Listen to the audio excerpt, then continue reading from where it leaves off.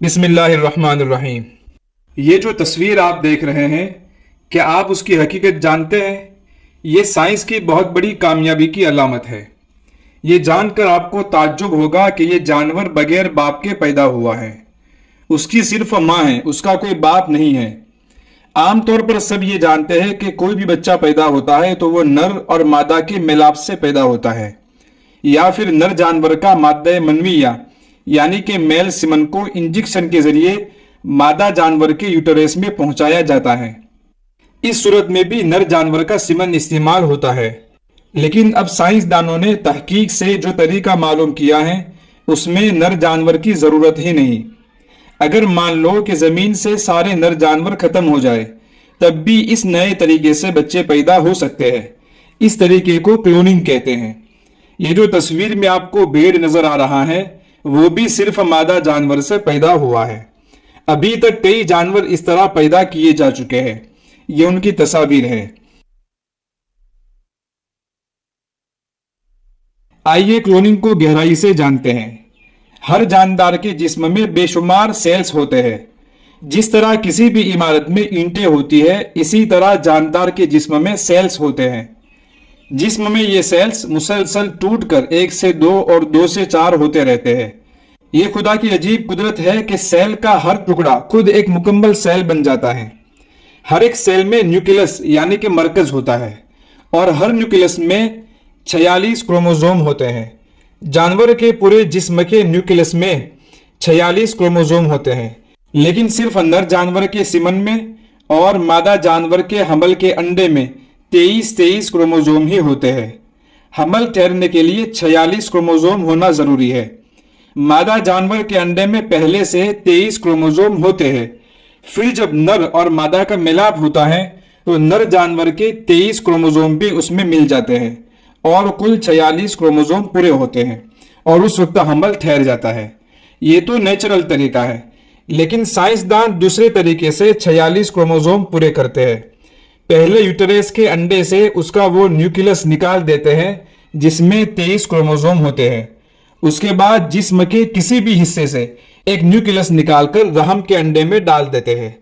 میں نے پہلے کہا کہ جسم کے باقی تمام سیلز کے نیوکلس میں 46 کروموزوم ہوتے ہیں۔ جب یہ نیوکلس انڈے میں ڈالا جاتا ہے تو حمل ٹھہر جاتا ہے۔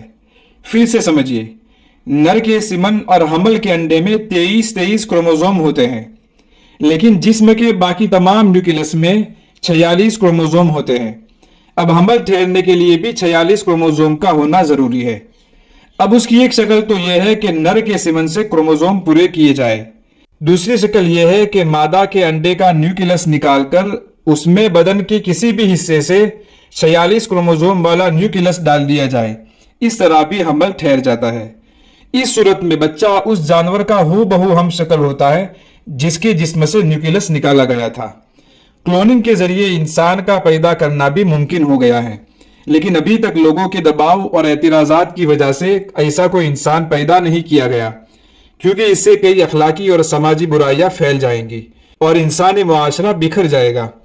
اسلامی نقطۂ نظر سے بھی انسان میں کلوننگ کے عمل کی گنجائش نہیں ہے، کیونکہ پھر کئی مسائل کھڑے ہوں گے۔ سب سے بڑا مسئلہ نسب کا کھڑا ہوگا، اس بچے کا نسب کس سے ثابت ہوگا، اور بھی کئی خرابیاں ہیں جن کی وجہ سے اسلام میں انسانی کلوننگ کی کوئی گنجائش نہیں ہے۔ البتہ کلوننگ کے ذریعے انسانوں میں بہت سی لا علاج بیماریوں کا کامیاب علاج کیا جا سکے گا۔ اب سوال یہ ہے کہ قرآن میں تو اللہ تعالیٰ نے فرمایا ہے کہ تخلیق کرنا یعنی کہ پیدا کرنا تو صرف اللہ کا کام ہے، اللہ کے علاوہ کوئی بھی کسی چیز کو پیدا کرنے پر قادر نہیں ہے۔ تو کیا یہ جدید ریسرچ سے قرآن کی وہ آیت غلط ہو جائے گی؟ تو اس کا جواب یہ ہے کہ پیدا کرنا کسی نمونے اور مٹیریل کے بغیر ایک نئی چیز ایجاد کرنے کا عمل ہے۔ اس وقت سائنسدان جو کچھ بھی کرتے ہیں وہ صرف اللہ تعالیٰ کی پیدا کی ہوئی چیزوں میں جوڑ توڑ کرتے ہیں، اس کو نئی شکل دیتے ہیں، وہ کوئی نئی چیز نہیں بناتے۔ جیسے کلوننگ میں وہ قدرتی سیلز کا استعمال کرتے ہیں جو کہ اللہ تعالیٰ نے پیدا کیا ہے، پھر اس کو مادہ جانور کے رحم میں رکھتے ہیں جو کہ اللہ تعالیٰ کی پیدا کی ہوئی چیز ہے، اور اس کا پورا سسٹم بھی اللہ تعالیٰ نے پیدا کیا ہے۔ اللہ کے سوا یہ بات کسی اور کے بس میں نہیں ہے کہ وہ کسی مٹیریل اور نمونہ کے بغیر کوئی نئی چیز بنا لے۔